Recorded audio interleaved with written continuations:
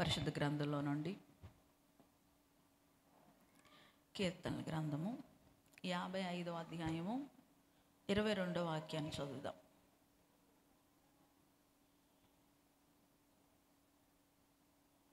యాభై 22వ వచనం. నీ భారము యెహోవా మీద మోపుము, ఆయనే నిన్ను ఆదుకొనును, నీతిమంతులను ఆయన ఎన్నడును కదలనీయడు.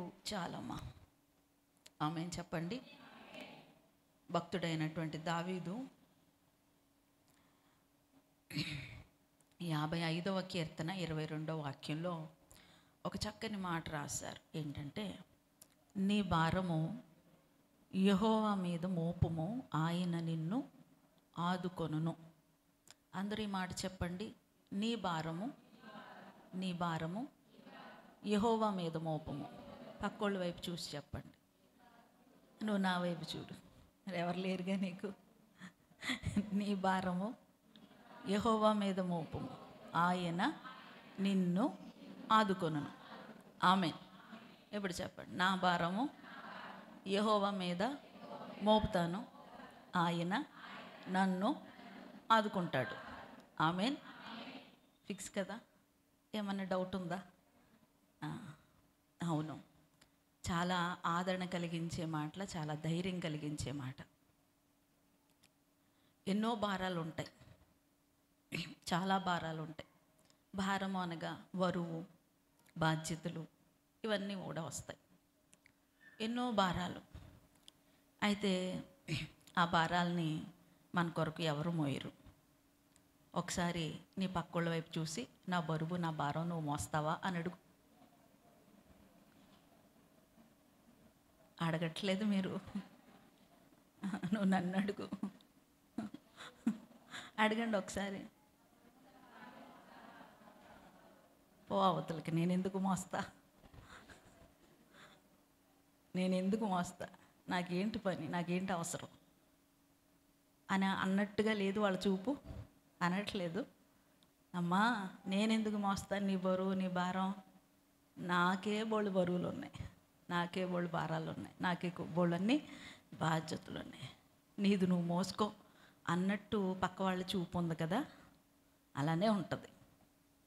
పోయిన వాళ్ళంటే మనకు పరాయస్తులు, మన రక్త సంబంధికులు కాదు. ఎవరో ఏదో ఊరి నుంచి వచ్చారు, ఏదో ప్రాంతం నుంచి వచ్చారు, ఇక్కడికి వచ్చి కూర్చున్నారు. వాళ్ళని అడిగితే అలా అనడంలో సబబే. అలా అనడంలో ఏమాత్రం కూడా మనకి ఆశ్చర్యం అనిపించదు. ఇంటికి వెళ్ళిన తర్వాత మీకు బాగా కావలసిన వాళ్ళు, మిమ్మలను బాగా ప్రేమిస్తున్న వాళ్ళు, లేక మీరు బాగా ప్రేమిస్తున్న వారిని, వారి దగ్గరికి వెళ్ళి, ఇదిగో నాకు చాలా భారం ఉంది, నా భారాన్ని నువ్వు మోస్తావా?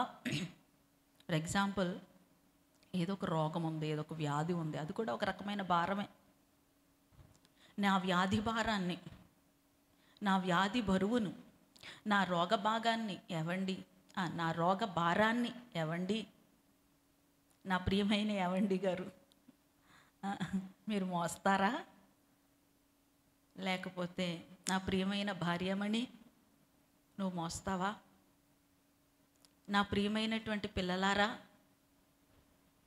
మీరు మోస్తారా? నా ప్రియమైనటువంటి అమ్మ, నా ప్రియమైనటువంటి నాన్న, నా ప్రియమైనటువంటి ఆడపడుచు, నా ప్రియమైనటువంటి అత్తగారు, నా ప్రియమైనటువంటి మామగారు మీరు మోస్తారా అని అడిగితే ఖచ్చితంగా వాళ్ళ దగ్గర నుంచి కూడా ఇదే సమాధానం వస్తుంది. నీ వ్యాధి భారాన్ని నేను మోయడం ఏంటి? నీ వ్యాధి భారాన్ని నేనెందుకు మోయాలి? నాకేంటి అవసరం, నాకేంటి పని? ఎవరు మోయడానికి ఇష్టపడరు.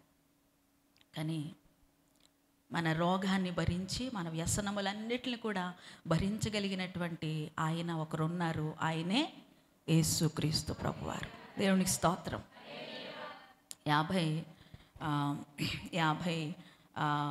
53వ అధ్యాయం యెషయా గ్రంథంలో, యెషయా గ్రంథం 53వ అధ్యాయంలో 3వ వచనంలో ఒక చక్కని మాట ఉంటుంది. ఏంటో తెలుసా? అతడు తృణీకరింపబడిన వాడును, ఆయను మనుషుల వలన విసర్జింపబడిన వాడును. ఆ రెండో లైను, వ్యసనాక్రాంతుడుగాను వ్యాధిని అనుభవించిన వాడుగాను మనుషులు చూడనొల్లని వాడిగాను ఉండెను. అతడు తృణీకరించిన వాడు గనుక, తృణీకరింపబడిన వాడు గనుక మనము అతని ఎన్నిక చేయకపోతే, చూసారా, వ్యసనాక్రాంతుడుగాను వ్యాధిని అనుభవించిన వాడుగాను, అంటే నీ వ్యాధి భారాన్ని, నీ బరువుని ఆయన మోస్తున్నాడు. మనము 9వ అధ్యాయం 6వ వచనంలో కూడా ఒక మాట చదువుతాం, యెషయా గ్రంథంలోనే. చెప్పండి, అది చూడకుండా చెప్పేచ్చు. ఏలయనగా మనకు శిశువు పుట్టెను, ఆయన భుజము మీద రాజ్యభారం ఉండును, ఆశ్చర్యకరుడు, ఆలోచనకర్త, బలవంతుడు, నిత్యుడగు తండ్రి, సమాధానకర్త అని అతనికి పేరు. దేవునికి స్తోత్రం. ఆయన బలవంతుడు, ఆయన భుజముల మీద రాజ్యభారం ఉంది. మొత్తం భారం అంతటిని కూడా ఆయన మోయగలడు. ఆయన బలవంతుడు, శక్తివంతుడు. అలాంటి ఆయన నీ భారాన్ని మోస్తాడు. నిన్ను బాగా ప్రేమిస్తున్న వాళ్ళు, నువ్వు బాగా ప్రేమిస్తున్నటువంటి వారు నీ భారాన్ని మోయొచ్చు, మోయలేకపోవచ్చు. I'm not 100% sure. కొంతమంది ఉంటారు మోయగలరు, కానీ 100% అయితే ఎవరి భారాన్ని మోయలేరు. ఏదో ఒక 1%, 10% అంతే. కానీ నీ సమస్త భారాన్ని ఆయన భుజముల మీద వేసుకొని మోయగలిగినంత బలవంతుడు.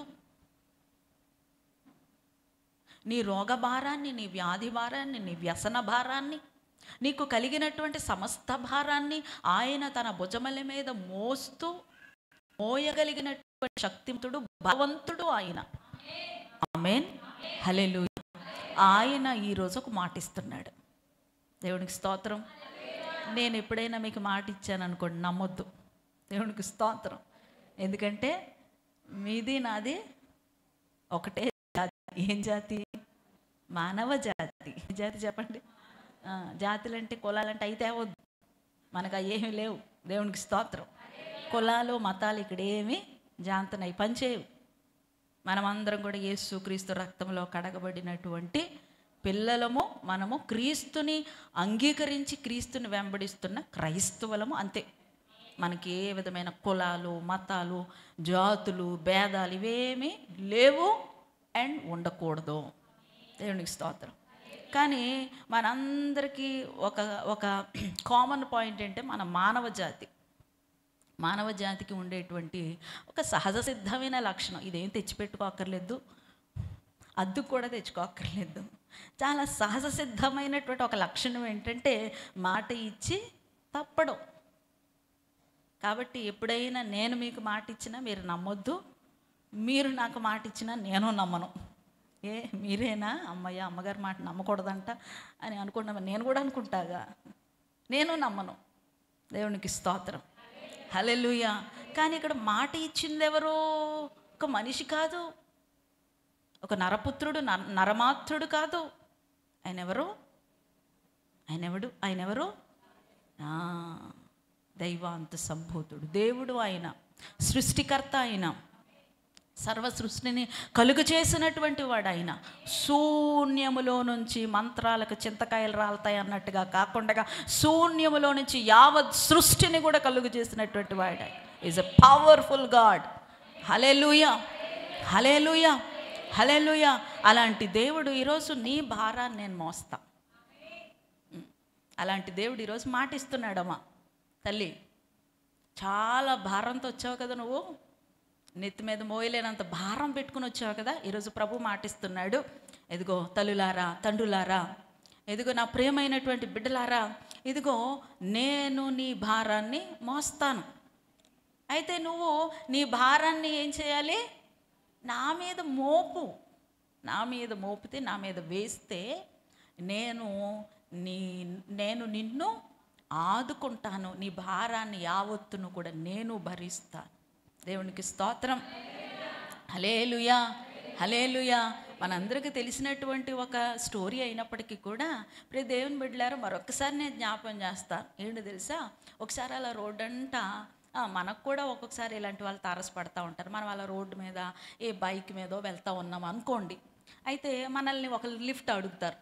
ఒక ముసలావిడ, చంకలో ఎంత పెద్ద మూట పెట్టుకొని లిఫ్ట్ మీ సైడ్ అడుగుతారో లేదో మాకు తెలియదు, కానీ మా సైడ్ మాత్రం కంపల్సరీగా లిఫ్ట్లు అడుగుతూ ఉంటారు. ఎందుకంటే మాకు మరి ప్రయాణ సౌకర్యం లేదు కదా. మా ఊరు తెలుసు కదా మీకు, మా ఊరు గొల్లగూడెం అని ఒక ఊరు ఉందిలేండి. అసలు ప్రయాణ సౌకర్యం ఉండదు. ఖచ్చితంగా బైక్ ఉండాలి, లేదా కారు ఉండాలి. ఆటో ఒకవేళ సెంటర్ నుంచి మా ఊర్లో కట్టించుకోవాలి, సొంతంగా ఆటోలు రోజు తిరగవు, ప్రత్యేకంగా కట్టించుకుని రావాలి. అయితే మా అయితే 3 కిలోమీటర్లు ఉంటుంది, కానీ వాళ్ళు అడుగుతారు 300 అడుగుతారు. మనం కొంచెం టిప్ టాప్గా కనబడితే 500 కూడా అడుగుతారు. కాబట్టి అలాంటి ఊరు మాది. కాబట్టి చాలా యూజువల్గా లిఫ్ట్లు అడుగుతూ ఉంటారు. అలాగే ఒక ముసలావిడ లిఫ్ట్ అడిగింది. సరే ఒక యవనస్తుడు పోన్లే పాపం ముసలమ్మ కదా అని జాలిపడి, సరే మామగారండి ఎక్కండి అని చెప్పి లిఫ్ట్ ఎక్కించుకున్నాడు. లిఫ్ట్ ఎక్కించుకొని ఇప్పుడు ఆ మూట నెత్తి మీద పెట్టుకుని కూర్చుంది. వెనకాల ఇలా కూర్చొని మూట ఎక్కడ పెట్టుకుంది? నెత్తి మీద పెట్టుకుంది. అయితే కాస్త లెక్కెళ్ళిన తర్వాత మాట్లాడుతూ ఆ యవనస్తుడు ఇలా వెనక్కి తిరిగి చూశాడు. వెనక్కి తిరిగి చూస్తే మామగారు ఆ మూట నెత్తి మీద పెట్టుకుని ఇలా 2 చేతులతో పట్టుకొని దాని మీద కూర్చోవడానికి సతపత పడిపోతూ ఉంది. అప్పుడు అడుగుతున్నాడు, అమ్మా ఎందుకు ఆ మూట ఇలా ఇవ్వచ్చు కదా, ఎదర పెడతాను నేను, ఎందుకు అలా నెత్తి మీద ఎట్టు కూర్చున్నావు, ఇలా నేను ఎదర పెట్టుకుంటానంటే మా అమ్మ అంటది, బాబుగా నువ్వు ఎంతో మంచోడు బాబుగా, ఎంత మంచోడు తెలుసా, ఇంతవరకు ఎంతమంది లిఫ్ట్ అడిగినా లిఫ్ట్ ఇవ్వలేదు బాబుగా, నువ్వు మాత్రం ఎంత మంచోడువో అని ఆపి నన్ను బండి మీదకి ఎక్కించుకుని కూర్చున్నావు. నా బరువే మోస్తుందా నీ బండి, నా మూట బరువే మోస్తుందా, వద్దులే నా బరువు నేనే మోసుకుంటాను. చూసారా ఎంత అవివేకమో, ఎంత ఫూలిష్నెస్సో. చాలామంది అంతే. ప్రభు అంటున్నాడు, అమ్మా తల్లి నువ్వు నీ భారము నా మీద మోపు, నేను మోయగలిగిన బలం నాకుంది, మోయగలిగినటువంటి బాహువులు నాకున్నాయి, మోయగలిగినటువంటి శక్తి నాకుంది, కాబట్టి నీ బరువు నా మీద మోపి నువ్వు కూర్చో సరదాగా అనంటే నేను నిన్ను ఆదుకుంటాను, నేను నీకు సహాయం చేస్తాను అనంటే, అలాగే ప్రభువా, అలాగే నాయనా, నా బరువు నీ మీద వేసేస్తాను అని అంటూనే బరువు వేయట్లా. ఈ ముసలమ్మకలాగా ఫూలిష్గా అవివేకంగా ప్రవర్తిస్తున్నాం మనలో కొంతమంది. అయితే ఈరోజు ప్రభువు చాలా స్పష్టంగా మాట్లాడుతున్నాడు. అమ్మా ఇదిగో యెహోవా మీద నీ బరువు మోపుతావా? నీ బరువు మోపడానికి నీకు ఇష్టంగా ఉందా? అలా ఇష్టంగా ఉంటే ఆయన నిన్ను ఆదుకుంటాడు. ఆమేన్, హల్లెలూయా. అయితే ఈరోజు వాక్యానుసారంగా మనము కలిగి ఉన్నటువంటి, మనము మోస్తున్నటువంటి ఆ భారాలు ఏంటో కొన్ని నేను మీకు చెప్తాను. మనిషి కొన్ని భారాలు మోస్తూ ఉన్నాడు. ఒక 4 విషయాలు మీకు చాలా త్వరగా క్లుప్తంగా నేను చెప్పి ముగిస్తాను. మనిషి తను సొంతంగా దేవుని మీద వెయ్యకుండా వారు సొంతంగా మోస్తున్నటువంటి ఆ బరువులేంటి, ఆ భారాలేంటి అనేది ఒకసారి మనము వాక్య అనుసారంగా మనము పరిశీలన చేద్దాం. మొట్టమొదటిగా 1 పేతురు 5వ అధ్యాయము 7వ వచనం చదువుదాం. 1 పేతురు 5వ అధ్యాయము 7వ వచనం. ఆయన మిమ్మల్ని గూర్చి చింతించుచున్నాడు గనుక మీ చింత యావత్తు ఆయన మీద వేయుడి. చాలమ్మా, దేవునికి స్తోత్రం. అపోస్తుడైనటువంటి పేతురు గారు ఒక మాట రాస్తూ ఉన్నారు. ఆయన మిమ్మును గూర్చి చింతించుచున్నాడు గనుక మీ చింత యావత్తు ఆయన మీద వేయుడి. ఇప్పుడు మనిషి కలిగి ఉన్నటువంటి ప్రప్రథమైనటువంటి, మనిషి తనంతడు తానుగా మోస్తున్నటువంటి ప్రప్రథమైనటువంటి భారం ఏంటో తెలుసా? చింత అనే భారం. ఏ భారం మోస్తున్నాడు? చింత అనే భారం. తనకు తానుగా ఆ భారాన్ని మోయడానికి ఇష్టపడుతున్నాడు. చింత అంటే దానికి పర్యాయ పదాలు కలవరం, దుఃఖం, వేదన, విపరీతంగా తీవ్రంగా ఆలోచించడం, గడ్డం కింద చేయి పెట్టుకొని, లేకపోతే వెనకాతల చేతులు పట్టుకుని అటు ఇటు తిరిగేయడం, వెనకాల ఇలా చేతులు పెట్టుకుని అటు ఇటు తిరిగేస్తూ తీవ్రంగా ఆలోచించేస్తారు. వీటన్నిటి యొక్క పర్యాయ పదాలు, చింత అనే దానికి పర్యాయ పదాలు తీవ్రంగా ఆలోచించడం, కలవరం కలిగి ఉండడం, దుఃఖపడటం, వేదనతో ఉండడం. అయితే ఈరోజు ప్రభువు చెప్తా ఉన్నాడు, ఆ చింత అనేటువంటి భారాన్ని నువ్వు మోయవలసినటువంటి అవసరం లేదు. నువ్వు తీవ్రమైన ఆలోచనలు కలిగి ఉండొద్దు. ఎందుకంటే నేను మిమ్మును గూర్చి చింతపడుతున్నాను. దేవునికి స్తోత్రం. చింతపడడం అంటే ప్రియ దేవుని బిడ్డలారా ఆలోచించడం. బాగా మనము దాన్ని సింప్లిఫై చేసుకొని చెప్పుకోవాలంటే ఆలోచించడం. ఆయన అంటున్నాడు, నేను నిన్ను గురించి ఆలోచిస్తున్నాను కాబట్టి నువ్వు చింతపడొద్దు, ఇంకా నువ్వు ఆలోచించొద్దు. కొంతమంది విపరీతమైనటువంటి చింత, విపరీతమైనటువంటి ఆలోచన ధోరణి కలిగి ఉంటారు. ఇప్పుడు ఏదైనా పరిష్కారము జరిగేటువంటి ఒక సమస్య ఉంది అని అంటే నువ్వు ఆలోచించినా పర్వాలా, కానీ పరిష్కారము కానివి కూడా నువ్వెందుకు తెగ ఆలోచించేస్తున్నావు? నువ్వు ఆలోచించొద్దు. ఈరోజు ప్రభు అంటున్నాడు, నేను నీ గురించి చింతపడుతున్నాను. చింత అనే దానికి ఒకసారి నేను కొన్ని ఎక్స్ప్లెనేషన్స్ కూడా ఇచ్చాను, మీకు ఎంతమంది గుర్తున్నాయో తెలియదు. కానీ చింత అనేది బతికుండగానే చితి మీద కూర్చోవడం లాంటిది. ఏంటిది? బతికుండగానే సజీవంగా ఎక్కడ కూర్చోవడం? అంటించిన చితి మీద కూర్చోవడం లాంటిది చింత. ఇంకోటి చెప్పనా? చింత అంటే నువ్వు అప్పు చేయకుండా వడ్డీ కట్టడం లాంటిది. ఏంటిది? చింత అంటే ఏంటి? అప్పు చేయకుండా వడ్డీ కట్టడం లాంటిది చింత. ఎందుకు అంత తలనొప్పి?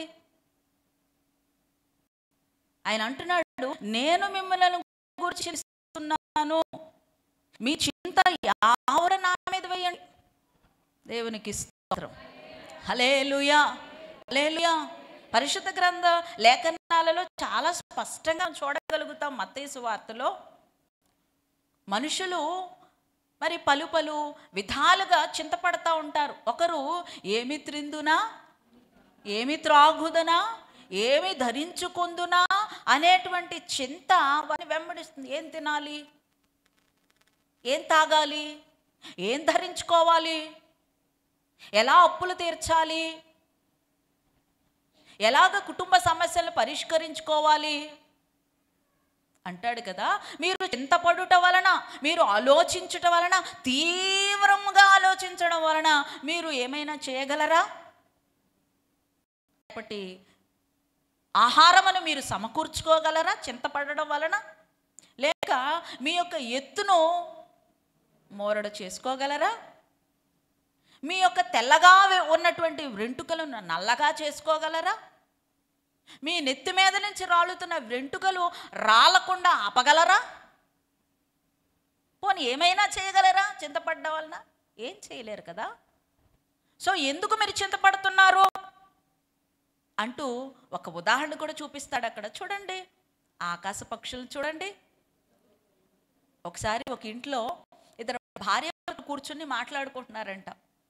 మాట్లాడుకుంటూ ఆ రోజే జీతం పట్టుకుని వచ్చారు ఆయన. పాపం జీతం పట్టుకుని వచ్చి వాళ్ళిద్దరు కూడా పాలకింత, కరెంటుకింత, దానికి ఆ ఈఎంఐ, ఈ EMI, house EMI, car EMI, మొత్తం జీతం అంతా ఏమైపోయింది? అయిపోయింది. భాగాలు పనిచేశారు. భాగాలు పనిచేసిన తర్వాత ఇంకే లేదు. అప్పుడు ఇంక వాళ్ళిద్దరు కూడా అయ్యో ఎలాగండి, వచ్చిన జీతం అంతా వెళ్ళిపోయింది, వాళ్ళకి వీళ్ళకి కట్టేసాం, హౌస్ రెంట్కి వెళ్ళిపోయింది, పాల బిల్లుకి వెళ్ళిపోయింది, కరెంట్ బిల్లుకి వెళ్ళిపోయింది, కేబుల్ బిల్లుకి వెళ్ళిపోయింది, హౌసింగ్ లోన్కి వెళ్ళిపోయింది, మనం తీసుకున్నటువంటి డాక్రాకి వెళ్ళిపోయింది, బంగారపు లోన్కి వెళ్ళిపోయింది, బంగారం కూడా తాకట్టు పెట్టి దానికి వెళ్ళిపోయింది. అలాగే అన్నీ వెళ్ళిపోక ఏం మిగిలిన చిల్లర మిగిలింది. ఎలా అండి ఈ నెలంతా మనం ఎలా బ్రతకాలి? ఆయన అంటాడు, ఏమోనే అది నాకు తెలియట్లా, ఈ నెలంతా ఎలాగా? 1వ తారీఖు వచ్చినట్టే వచ్చి సంతోషం తెచ్చినట్టే తెచ్చి ఏమైపోయింది? 1వ తారీఖు సాయంత్రానికల్లా సంతోషం పట్టుకుని వెళ్ళిపోయింది. ఏం మిగల్లా?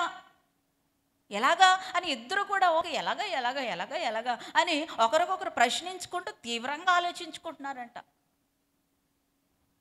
వారి ఇంటికి ఒక కిటికీ ఉంది. ఆ కిటికీ దగ్గరికి కూర్చున్నాయంట. 2 కాకులు వచ్చి కూర్చొని వీరిద్దరు కూడా ఇలా మాట్లాడుకోవడం వింటా ఉన్నాయి. అవి కూడా జతపక్షులే, అవి కూడా భార్యాభర్తలే అనుకుందాం, జతపక్షులే. అందులో ఒక కాకి అన్నదంట, ఎవండి అసలు ఎందుకు వీళ్ళు ఇలా చింతపడుతున్నారు, ఎందుకు తీవ్రంగా ఇలా ఆలోచించేస్తున్నారేంటి, ఎందుకు ఇలాగే ఇంకా తలకాయలు పగలగొట్టేసుకొని ఇలా ఇలా అనుకుంటూ ఎలాగా ఎలాగా ఎలాగా ఎలాగా అన్నారు, దేనికండి ఎందుకు ఇలా ఆలోచిస్తున్నారు వీళ్ళు అని ఒక కాకంటే, దానికి సమాధానంగా దానికి బదులుగా ఇంకొక కాకన్నదంట, ఏమోనే బాబు, ఒకవేళ మనం కలిగి ఉన్నటువంటి దేవుడు వీళ్ళకి లేడేమో అన్నదంట ఒక కాకి. ఏమన్నది, ఏమోనే బాబు నాకదే అర్థం కావట్లేదు, మనము కలిగి ఉన్నటువంటి సర్వశక్తిమంతుడైన దేవుడు సమయానుకూలంగా మనకి పోషణను అందిస్తూ మనల్ని పోషిస్తున్నటువంటి మన దేవుడు, మన దైవం వీళ్ళకి లేడేమో అని అన్నదంట ఒక కాకి. నిజమే, ఆకాశ పక్షులు చూడండి, ఆ పిచ్చుకలను చూడండి, ఆ కాకులను చూడండి, ఆ గ్రద్దలను చూడండి, ఆ కొంగలను చూడండి, ఆకాశంలో ఎగురుతున్నటువంటి ప్రతి పక్షిని మీరు పరిశీలన చేసి చూడండి, అవి మనకులాగా ఉద్యోగాలు చెయ్యవు, మనకులాగా డోక్రాలు కట్టవు, మనకులాగా లోన్స్ తీసుకోవు, మనకులాగా కూలి పనికి వెళ్ళదు, ఏమీ చేయదు ఆ పక్షి. కానీ ప్రతిరోజు మాత్రం కడుపు నిండా అన్నం తింటుంది. దేవునికి స్తోత్రం. ఎందుకంటే వాటి యొక్క పోషకుడు ఎవరు? దేవుడు. దేవునికి స్తోత్రం. హల్లెలూయా, హల్లెలూయా. చూడండి ఆకాశ పక్షులను, అవి విత్తవు, కోయవు, కొట్లలో కూర్చుకొనవు, అయినను పరలోకమందున్న తండ్రి వాటిని పోషించుచున్నాడు కదా. మరి మీరు పక్షుల కంటే, ఆకాశ పక్షుల కంటే మరి శ్రేష్ఠులు కారా మీరు? You are more valuable than birds, you are more precious than birds. మీరు చాలా విలువైన వారు పక్షుల కంటే, సమస్త జీవరాశి కంటే కూడా చాలా విలువైనటువంటి వారు కదా మీరు. ఆయన యొక్క చేతిలో చేయబడినటువంటి వారు కదా, ఆయన చేతితో చేయబడినటువంటి వారు కదా. అలాంటి మిమ్మలను వదిలిపెడతాడా? అలాంటి మిమ్మలను దేవుడు విడనాడుతాడా? ఎందుకు చింత? దేనికి చింత? ఒక సేయింగ్ కూడా నేను ఎప్పుడు చెప్తా ఉంటాను, bury your worry, if not your worry will bury you. దేవునికి స్తోత్రం. హల్లెలూయా. చింతను ఇంగ్లీష్లో ఏమంటారంటే వరీ. మీ చింతను బరీ చేయండి అంటే పూడ్చిపెట్టండి, మీ యొక్క చింతను పూడ్చిపెట్టండి. లేకపోతే ఒకానొక దినాన్ని ఏం చేస్తుంది, మీ చింత మీ నెత్తి మీదకి ఎక్కి మిమ్మల్ని అధపాతాళంలోనికి పూడ్చిపెడుతుంది. Bury your worry, if not your worry will bury you అనేటువంటి ఒక ఇంగ్లీష్ షేయింగ్ మనం చూస్తాం. దేవునికి స్తోత్రం. హల్లెలూయా. అంటున్నాడు ప్రభువు, ఇదిగో నేను నిన్ను గురించి చింతపడుతున్నాను, నేను నిన్ను గురించి ఆలోచిస్తా ఉన్నాను. చూడండి ప్రియ దేవుని బిడ్డలారా, ఒక అరణ్యంలో ఒక చిన్న బాలుడు తన గొర్రెలను మేపుకుంటున్నాడు. ఎవరైనా? దావీదు గారు గొర్రెలను మేపుకుంటున్నారు. చిన్నవాడు, బాలుడు. ఇంకనో తన తండ్రి గొర్రెలు తీసుకొని అరణ్యంలో, అడవిలో ఒంటరిగా గొర్రెలు మేపుతున్నటువంటి ఆ తరుణంలో ఒక క్రూర మృగం వచ్చింది. ఏమొచ్చింది? క్రూర మృగం, ఒక సింహం వచ్చింది. అది తన గొర్రెలను చీల్చి చెండాడి చంపి ఆహారంగా తీసుకోగలదు. అంత మాత్రమే కాదు, అడ్డోదే మనుషులను కూడా, పోన్లే మీరు మనుషులు కదా, మీరు రెస్ట్ తీసుకోండి అందు. అవసరమైతే మనుషులను కూడా చక్కగా ఆ గొర్రె మాంసంలో నంజుకొని, మనిషి మాంసాన్ని కూడా, మనుషుని యొక్క రక్తంలో గొర్రె మాంసాన్ని కూడా నంజుకు తినగలిగినటువంటి బలము కలిగినటువంటిది ఆ సింహం. అలాంటిది ఒక క్రూర మృగమైనటువంటి సింహము అతని ఎదుటికి వచ్చినప్పుడు గడ్డంకించి పెట్టుకుని, అయ్య బాబోయ్ ఎలాగా సింహం వచ్చేసింది అని ఏడవలా, దుఃఖపడలా. ఎలాగా ఈ సింహాన్ని ఎలా నేను తరిమి కొట్టగలను, నా వల్ల అవుతుందా, నా చేతనవుతుందా అని చింతపడుతూ, ఆలోచిస్తూ, దుఃఖపడుతూ, కలవరం చెందుతూ, వేదనతో ఒక మూలకెళ్ళి దాక్కోలా. దేవునికి స్తోత్రం. హల్లెలూయా. నా ముందు నిలుచున్నటువంటి ఆ సింహము ముందర నేను చిన్నవాణ్ణవచ్చు, కానీ నా ముందు నిలుచున్నటువంటి ఆ సింహము కంటే గొప్పవాడు, బలవంతుడు, పెద్దవాడైనటువంటి నా దేవుడు నాకున్నాడు అని చెప్పి దేవుని అరట ఆ సింహముతో పోరాడి గెలిచాడు. దేవుడికి స్తోత్రం. హల్లెలూయా. అమ్మా, నీ ముందర ఉన్నటువంటి సమస్య ఏదైతే ఉందో అది నీకంటే పెద్దదే కావచ్చు.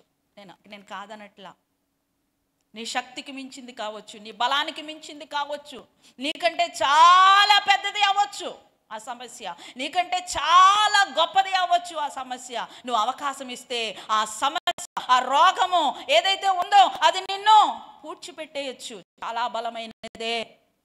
అయితే నీ ముందర నిలబడి ఉన్నటువంటి ఆ సమస్య గురించి నువ్వు చింతపడుతూ తీవ్రంగా ఆలోచిస్తూ ఏ దిక్కు నుంచి ఏ మనుషుల దగ్గర నుంచి నాకు సహాయం అందుతుందని అటు ఇటు పరుగులు తీసేదానికంటే కూడా ప్రియ దేవుని బిడ్డలారా ఈ విధంగా ఆలోచించు. ఏంటో తెలుసా, నీ ముందర ఉన్నటువంటి ఆ పెద్ద సమస్య కంటే కూడా నువ్వు ఆరాధించుచున్న దేవుడు పెద్దవాడు, గొప్పవాడు.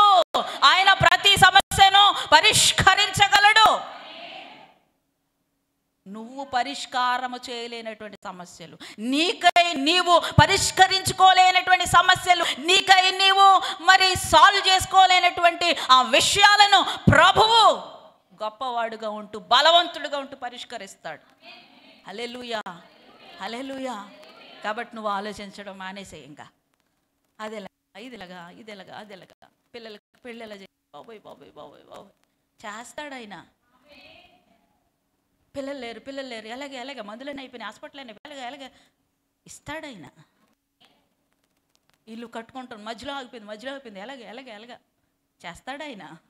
దేవునికి స్తోత్రం. హల్లెలూయా. ఎందుకంటే నీ ముందర ఉన్నటువంటి సమస్య కంటే కూడా గొప్పవాడు నీ దేవుడు. కాబట్టి నీ చింత నీ నెత్తి మీదే పెట్టుకొని ఊరేగొద్దు. ప్రభు ఈరోజు పిలుపునిస్తున్నాడు, నీ భారము నా మీద మోపు అన్నాడు కదా. నీ చింత అనే భారం ఆయన మీద మోపే. దేని గురించి నీకు చింత? నీ భర్త గురించా చింత? చాలా కలవరం కదా నీ భర్త గురించి. నువ్వు కలవరపడి నువ్వు ఆలోచించి నువ్వేం చేస్తావు? ఏం చేయగలవు నువ్వు? మా అయితే 2 మాటలు అంటావు, 4 మాటలు అంటావు. 2 మాటలకు అలవాటు పడిన నీ భర్త మరికొన్ని రోజులకి 4 మాటలకు అలవాటు పడతాడు. 4 కాదు 40 తిట్లు తిట్టినా, 40 తిట్లు కాదు 400 తిట్లు తిట్టినా, 400 కాదు 4000 తిట్లు తిట్టినా కదలడం మెదలడం. ఎందుకంటే స్టబన్ అయిపోయాడు. నువ్వు తిట్టి, నువ్వు చింతపడి, నువ్వు ఆలోచించి, నువ్వు పరిష్కరించుకోవాలనుకుంటున్నావు. దేనికి రా, ఆయన మీద వేయి నీ సమస్యను. నీ పిల్లలు దారి తప్పారా? నీ పిల్లలు నీ మాట వినట్లేదా? చెడు తిరుగులు తిరుగుతున్నారా? వారిని దారిలో పెట్టాల్సినటువంటి టైంలోనేమో దారిలో పెట్టలేదు. నా బుజ్జి నా బంగారం అని నెత్తి మీదకి ఎక్కించుకున్నావు. కానీ ఇప్పుడు వారు దాటిపోయారు, సమయం దాటిపోయింది. అయినా పర్వాలేదురా, ప్రభు దగ్గరకు వచ్చి నీ బిడ్డల పట్ల నువ్వు కలిగి ఉన్న చింత అనే భారాన్ని ఆయన మీద వేస్తే ఆయన ప్రతి పరిస్థితిని కూడా చక్కదిద్దగలడు, నీ స్థితిని మార్చగలడు. ఆమేన్, హల్లెలూయా. సరే, 2వది చూద్దాం. నేను గుమ్మని చెప్పేస్తానని చెప్పాను కదా, 2వది కూడా గబగబా జ్ఞాపం చేసుకుందాం. మత్తయి సువార్త 11వ అధ్యాయం 28వ వచనం. 11వ అధ్యాయం 28వ వచనం మత్తయి సువార్త. ప్రయాసపడి భారము మోసుకొనుచున్న సమస్త జనులారా నా ఎద్దుకు రండి, నేను మీకు విశ్రాంతి కలుగు చేతును. చాలమ్మా. ప్రయాసపడి భారం మోసుకుంటున్నటువంటి సమస్త జనులారా, ఆ సమస్త జనుల్లో నువ్వు కూడా ఉన్నావు. స్తోత్రం, హల్లెలూయా.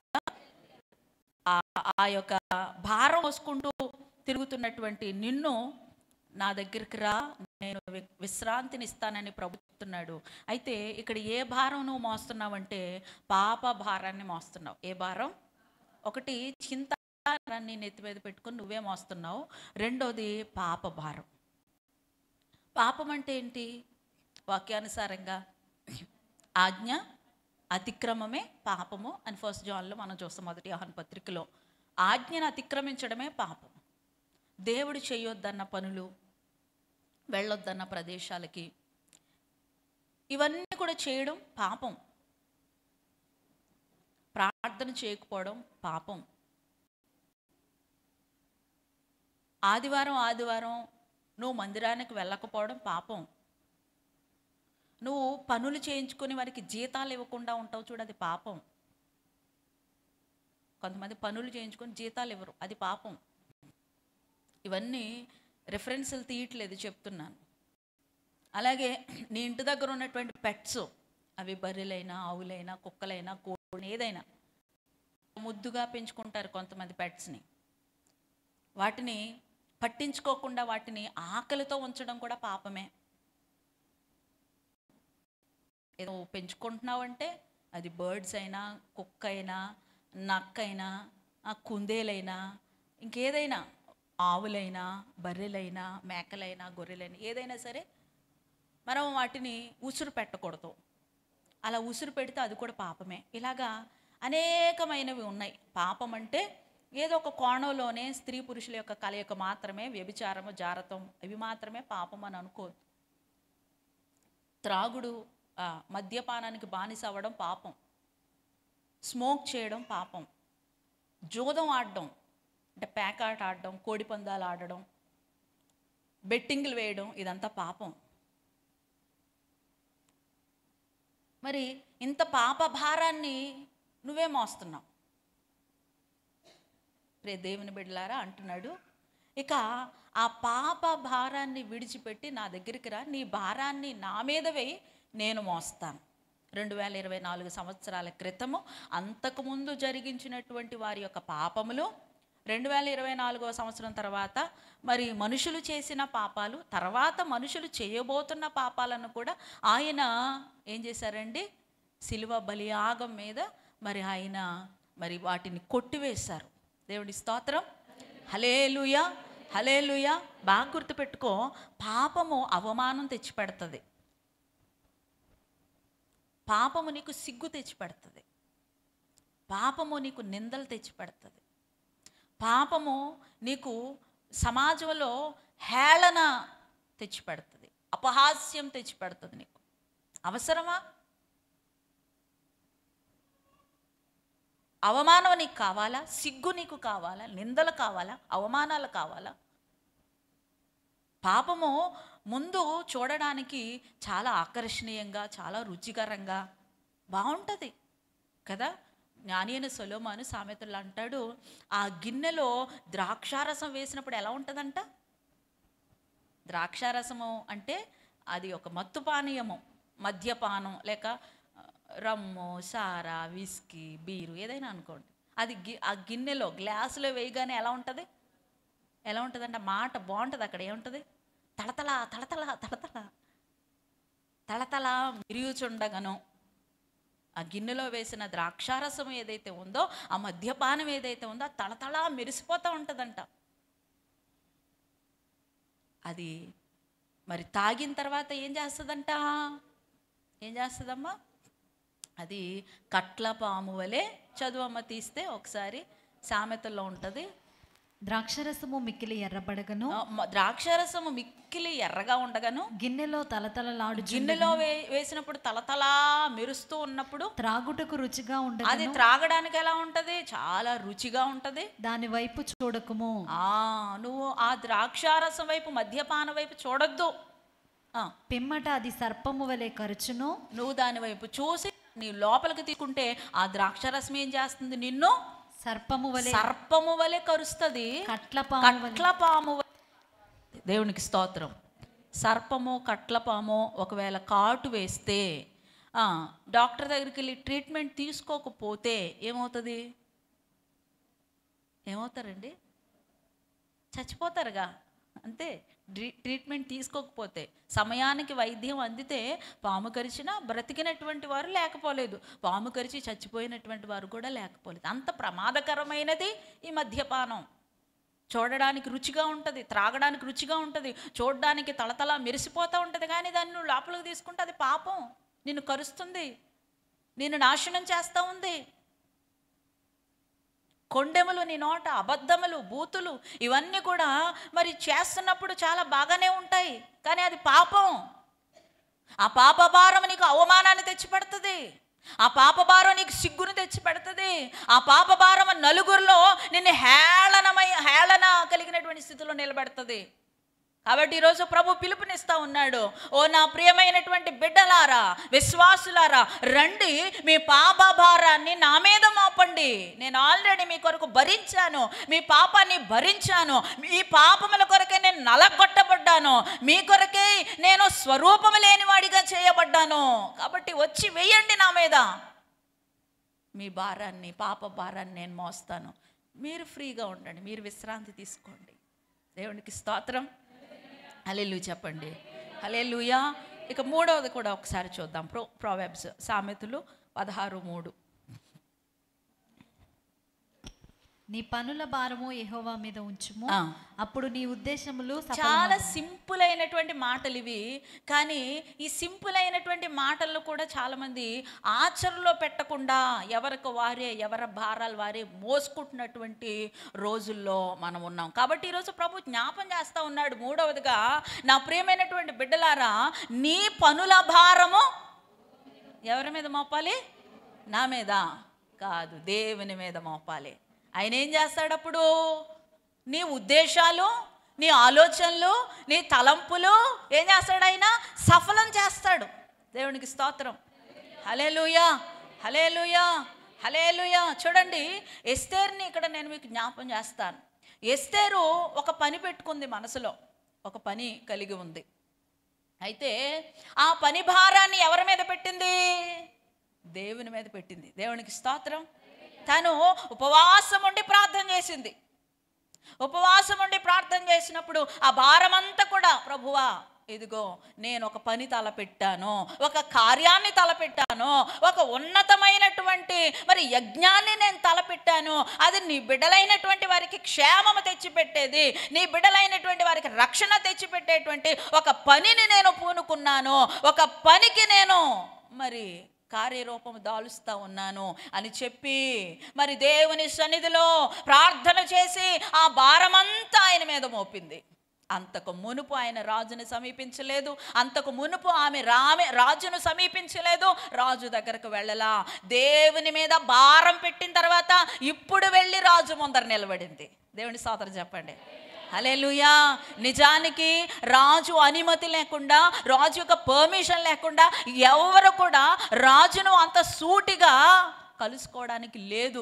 ఒకవేళ రాజు కనుక మంచి మూడ్లో లేకపోతే, మంచి మూడ్లో ఉంటే వేరే విషయం, మంచి మూడ్లో లేకపోతే ఎవరైనా అలా అనుమతి లేకుండా రాజమందిరంలోనికి అతడు పడుకునేటువంటి ఆ గదిలోనికి, అతని యొక్క రాజ దర్బారులోనికి వస్తే ఆయనకు కోపం వస్తుంది.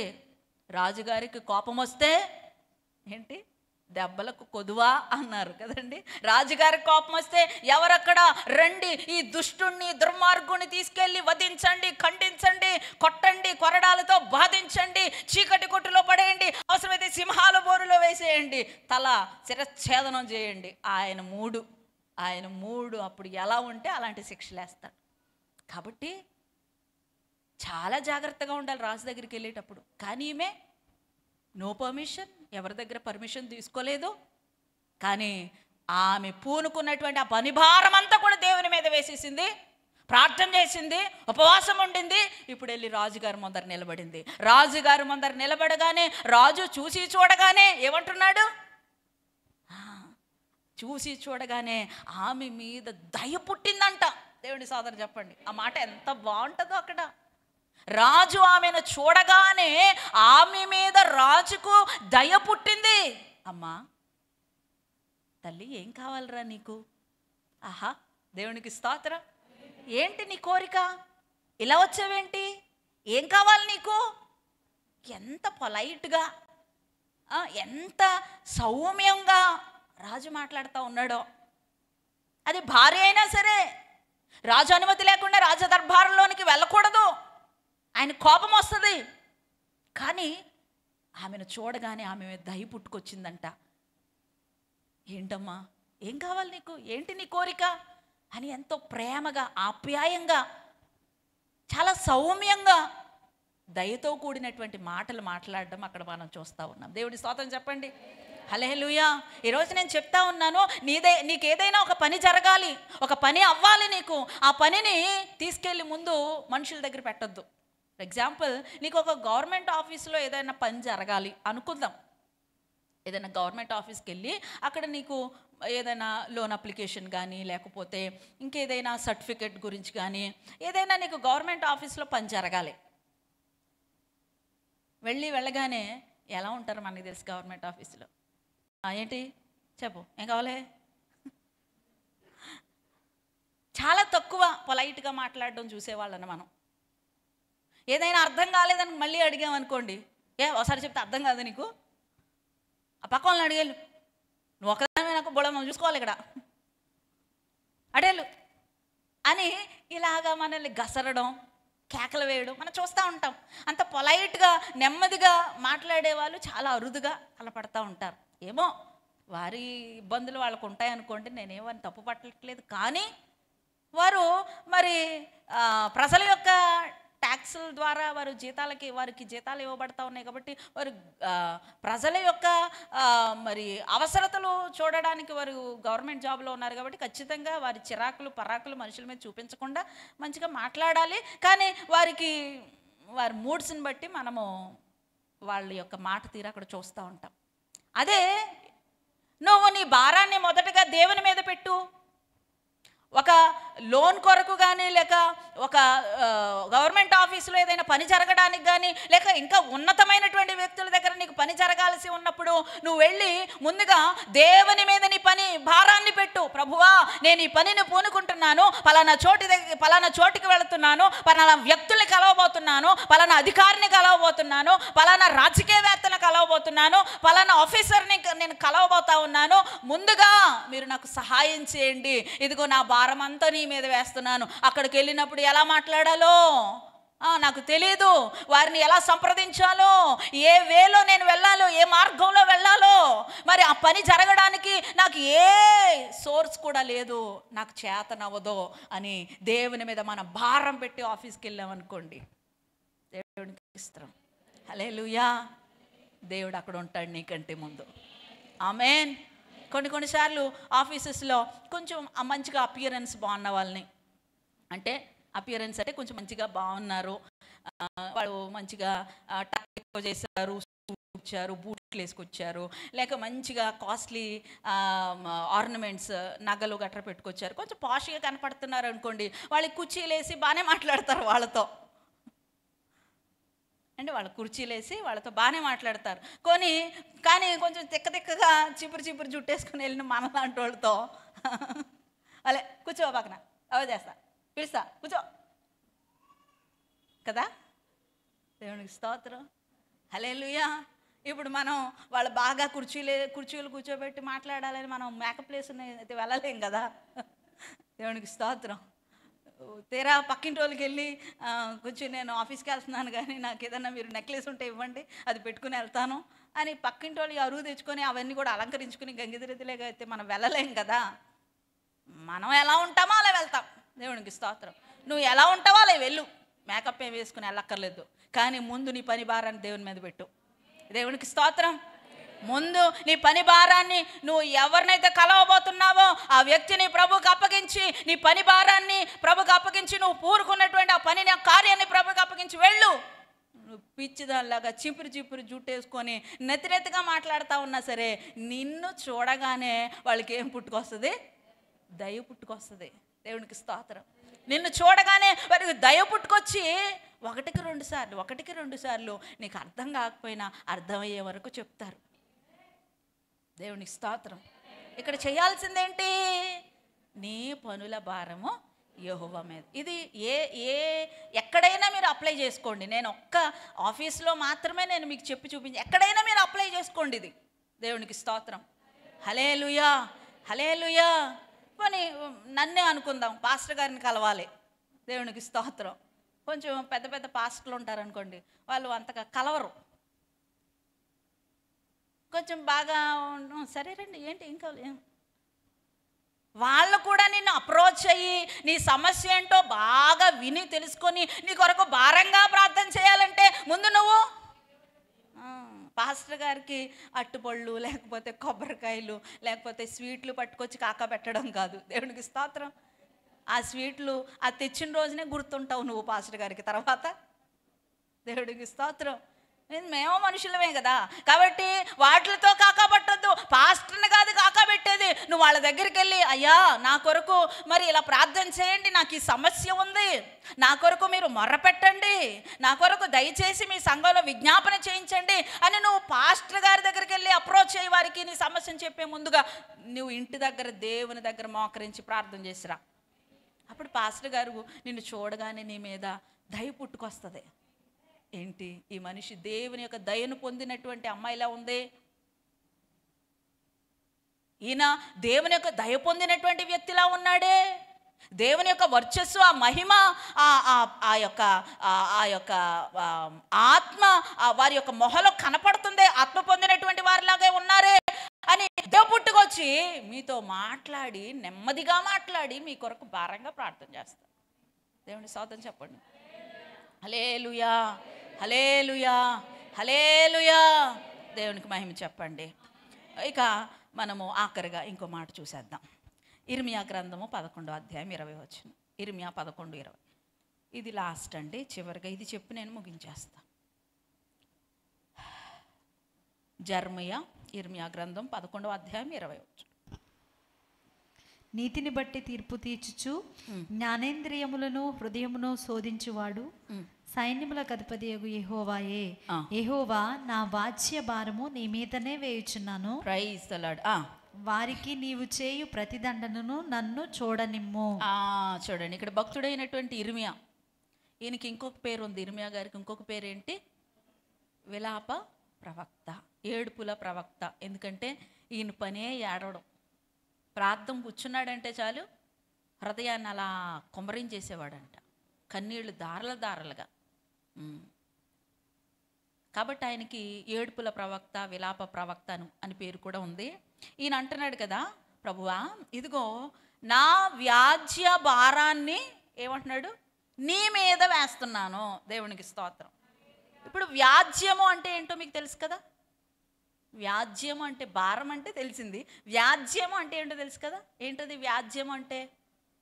జగడము, లేక గొడవ, లేక దెబ్బలాట, ఇంకా ఆమె యొక్క వాడుక భాషలోకి రావాలంటే కజ్జాలు. ఇప్పుడు ఏం చేయాలి? నీ యొక్క వ్యాజ్య భారం, నీ గొడవల భారం, నీ దెబ్బలాట భారం అంతా ఎవరి మీద వేయాలి? దేవుని మీద వేయాలి. దేవునికి స్తోత్రం. హల్లెలూయా. మీరు అంతగా మాట్లాడలేరు ప్రభా, మీరు కూర్చోండి అలా పక్కన, నా సంగతి మీకు తెలీదు, మీరు అలా కూర్చోండి. నేను ఒక్కసారి చెయ్యిలా మడతెట్టి చొంగు దోపానంటే అవతల వారు ఇంకా అయిపోతారు అని నువ్వు గొడవలకి ఎదురెళ్ళకూడదు. కజ్జానికి కాలు దూవడం అంటారు వాడికి భాషలో. కజ్జానికి కాలు దూవుతూ ఉంటారు అన్నమాట. కొంతమందికి ఎంత ఇష్టమో దెబ్బలాటలంటే. ఏదో రకంగా రోజులో ఒక దెబ్బలాటైనా ఒక గొడవైనా అవ్వకపోతే వాళ్ళకి తిండి తిన్నా కడుపు నిండుతుందో తెలియదు, కానీ గొడవలు అవ్వకపోతే మాత్రం వాళ్ళకి కడుపు నిండి ఏదో రకంగా ఎవరితో ఒకరితో ఒకరు ఆ రోజు మాత్రం గొడవ పెట్టేసుకోవాలి. నీ అంతు చూస్తా. వాళ్ళు 4 అంటే మనం 8, 8 అంటే 16, 16 అంటే 32. నాకేం తక్కువ? నేను నత్తిదాన్నా, నేను ఎర్రిదాన్నా, దమ్ముంటే కాసుకో అన్నట్టుగా నువ్వు గొడవలకు వెళ్ళకూడదు. దేవునికి స్తోత్రం. హల్లెలూయా. ఎందుకంటే మనము మూర్ఖులకి తరము వారు నుండి వేరు చేయబడినటువంటి వారము, మనము లోకము నుండి వేరు చేయబడినటువంటి ప్రజలము, దేవుని యొక్క సొత్తు అయినటువంటి జనాంగం, మనం ఆయన చేత ముద్రించబడినటువంటి వారము. నువ్వెందుకు గొడవలకు వెళ్తున్నావు? అవతలు రెచ్చగొడతారు, నేను కాదనట్లా, రెచ్చగొడతారు, నిన్ను బాగా రెచ్చగొడతారు. వాళ్ళు రెచ్చగొట్టే కొలది నువ్వు రెచ్చిపోయి వెళ్ళి దెబ్బట్లు, గొడవలు, జగడాలు పెట్టుకోవద్దు. హల్లెలూయా, హల్లెలూయా అంటున్నాడు కదా. ఇదిగో నీ వ్యాజ్య భారం నా మీద వేయి. భక్తుడైనటువంటి పౌలు గారు చూడండి, రోమీ పత్రికలో ఒక మాట అంటాడు. 12వ అధ్యాయంలో 19వ వచనం ఒకసారి చదువుదాం. రోమీలకు రాసిన పత్రిక 12వ అధ్యాయం 19వ వచనం. ప్రియులారా, మీకు మీరే పగ తీర్చుకొనక దేవుని ఉగ్రతకు చోటీయుడి. పగ తీర్చుట నా పని, నేనే ప్రతిఫలమునిత్తునని ప్రభువు చెప్పుచున్నాడని వ్రాయబడి ఉన్నది. చూసారా ప్రియులారా, మీకు మీరే పగ తీర్చుకొనక దేవుని ఉగ్రతకు చోటివ్వండి. మీకు మీరే పగ తీర్చుకోవద్దు. పగ తీర్చుకుంటే మీ పని కాదు, పగ తీర్చుకుంటే నా పని అంటున్నాడు ఆయన. నాకు అవకాశం ఇవ్వండి, నేను పగ తీర్చుకుంటా, మీ పక్షంగా నేను పగ తీర్చుకుంటా. మీకు మీరే పగ తీర్చుకొనక దేవుని ఉగ్రతకు చోటివ్వండి. దేవునికి స్తోత్రం, హల్లెలూయా. ఈ పగ, ఈ కక్ష, ఈ క్రోధాలు ఏం చేస్తా తెలుసా? మనిషిని నిలువెల్ల దహించేస్తాయి. దేవుని స్తోత్రం, హల్లెలూయా.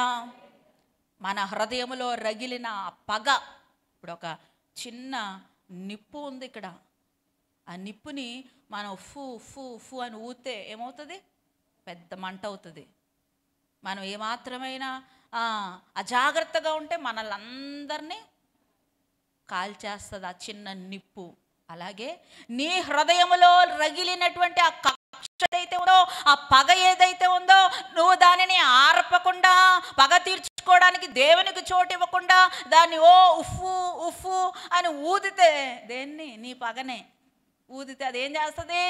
నీ పగ నిన్ను తగలబెట్టేస్తుంది, నీ కక్ష నిన్ను తగలబెట్టేస్తుంది, నీతో పాటుగా నీ కుటుంబం అంతా తగలడిపోతుంది. నరకాలు నువ్వు ఒకళ్ళనే. వాడు అంటాడు, నేను నరుస్తా. ఎంతగా పగ పెంచుకుంటాడంటే ఆ పగ, ఆ కక్ష పగలాగా మారిపోయి ఏదో ఒక సమయం చూసుకొని ఆ పగ మర్చిపోకుండా వాడు అన్న మాటలు చూడండి. ఆ సిచ్యువేషన్ పద్దాక నేను మర్చిపోలా. కొంతమంది అంటారు, నేను మర్చిపోలా, నేను సమయం వచ్చినప్పుడు చెప్తా నీకు, నేను మర్చిపోలా. ఉంది నాకు ఇక్కడ. ఏంటుంది నీకు? నిన్ను కాల్చివేసేది ఇక్కడ పెట్టుకున్నావు నువ్వు, నీ కుటుంబాన్ని నాశనం చేసేది ఇక్కడ పెట్టుకున్నావు నువ్వు. మర్చిపోవాలి. ఫర్గివ్ దెమ్, క్షమించు వాళ్ళని. నరుకుతా అని ఒక రోజున ఆ పగను, ఆ కక్షను, ఆ కార్పణ్యాన్ని పెంచి పోషించి రగిలించి ఒక రోజున మాటు వేసి ఏం చేస్తాడు? నరికేస్తా అవతల వాడిని. అయిపోయిందా? నరకడంతో అయిపోతుందా? ఏమైపోతుంది? వీడిని తీసుకెళ్ళి ఎక్కడ పెడతారు? జైల్లో పెడతారా? మరి ఎన్నేళ్ళు శిక్ష ఉంటుందో మనకు అంతగా లా అది పెద్ద ఐడియా లేదు. మీకు ఏమైనా తెలిస్తే వేసుకోండి. అక్కడ ఏ సెక్షన్ మీద బుక్ చేస్తారో, ఎంత శిక్ష పడుతుందో మీరు వేసుకోండి, నాకు తెలీదు. జైల్లో వేస్తారు. ఆ తర్వాత ఇంటి దగ్గర భార్య, అదిగో ఆ హంతకుడు భార్య అంటారు. ఏమంటారు? నువ్వు తగలడిపోయింది కాకుండా ఎవరు తగలబెడుతున్నావు ఇక్కడ? నీ పిల్లలు అలా రోడ్డు మీద వెళ్తూ ఉంటే, స్కూల్లో వెళ్తూ ఉంటే, ఇదిగో ఆ హంతకుడి పిల్లలు వెళ్ళే జైల్లో ఉన్నాడు నాన్న. వాళ్ళ బాబు ఎక్కడున్నాడు? జైల్లో ఉన్నాడు. చంపేశాడంటే ఎవడనో.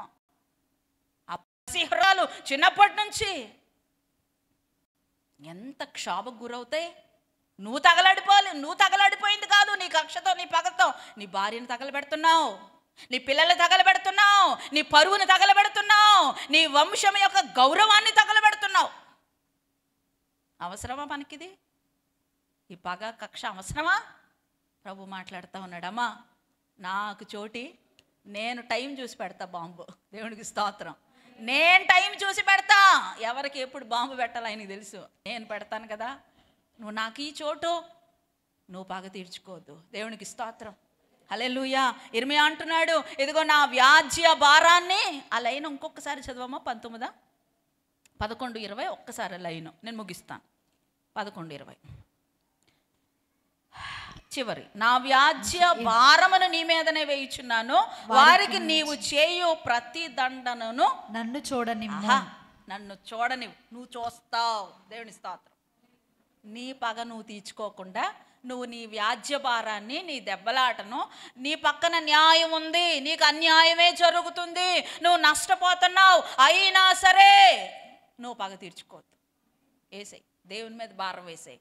నువ్వు కళ్ళారా చూస్తావు. ఏంటది? దేవుడికి అవకాశం ఇస్తే, పగ తీర్చుకోవడానికి దేవునికి అవకాశం ఇస్తే, వారి ప్రతి దండనను చూస్తావు. హల్లెలూయా.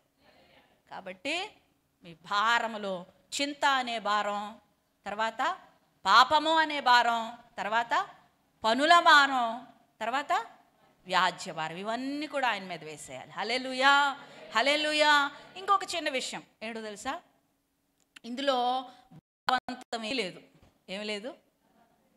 రా, నీ చింత నా మీద వేయి, లేకపోతే నీకు పనిష్మెంట్ ఇస్తా, నిన్ను స్టాండప్ ఆన్ ది బెంచ్ అంటా, నిన్ను ఉగ్గబెడతా, నిన్ను గోడ కుర్చీ చేపిస్తా, ఇదేమి లేదు. God gave totally freedom to us. దేవుడు మనకి పరిపూర్ణమైనటువంటి స్వాతంత్రం ఇచ్చాడు. నువ్వు భారం వేస్తావా? వెయ్యి. చింతా భారం, పాపం అనే భారం, పనుల భారం, వ్యాజ్యం అనే భారం నా మీద వేస్తావే, వేస్తే నీకు మంచిది. కానీ బలవంతం ఏమీ లేదు. వేయకుండా నాది నేను సాల్వ్ చేసుకోగలను, నాది నేను చూసుకోగలను అని అంటావా? నీ ఇష్టం, నీ ఇష్టం. No objections. ఇందులో బలవంతం ఏమి లేదు. కానీ ప్రభు తన వాక్యము ద్వారా వెల్లడి చేశాడు ఈరోజు. అమ్మ, నీ భారం నా మీద మోపు, నేను నిన్ను ఆదుకుంటాను. ఈ మాటను నమ్మి, ఈ మాటను పరిపూర్ణంగా అంగీకరించి, నీ యొక్క చింత అనే భారాన్ని, పనుల భారాన్ని, వ్యాజ్య భారాన్ని, పాప భారాన్ని ఆయన మీద వేస్తావా? నీకు మంచిది. నువ్వు ప్రశాంతంగా ఉంటావు. దేవుడు అన్నీ చూసుకుంటాడు. కాబట్టి ప్రియ దేవుని బిడ్డలారు, ఈ వాక్యాన్ని బట్టి మీరందరూ కూడా ఆదరించబడి వాక్యానుసారంగా నడుచుకొని మీ భారం ఆయన మీద మోపి ప్రతి ఒక్కరు కూడా ఆయన యొక్క కృపా కనికరాల ద్వారా దీవించబడుదురుగాక, సంరక్షించబడుదురుగాక. Amen, amen, amen. చిన్న ప్రార్థన. పరిశుద్ధుడైన మా దేవ, స్తోత్రాలు. ఈ మధ్యాహ్న సమయంలో మీరు ఇచ్చిన ఈ మాటలు మా కొరకు స్థిరపరచండి. అవును తండ్రి, నీ యొక్క భారం నా మీద మోపు, నేను నిన్ను ఆదుకుంటానని మీరు చెప్పారు. చెప్పిన ప్రకారంగా ప్రవ్వా, నీ మాటలు మేము నిర్లక్ష్యం చేయకుండా తండ్రి, మా ప్రియ ప్రవ్వా, మా భారాన్ని నీ మీద వేసుకొని ప్రవ్వా, మేము పూర్తిగా నీ మీద ఆనుకొని నీ చేత ఆదరించబడటానికి సహాయం చేయమని ప్రార్థిస్తూ మమ్మల్ని మీకు అప్పగించుకుంటూ యేసు నామంలో ప్రార్థిస్తున్నాం తండ్రి. Amen, amen.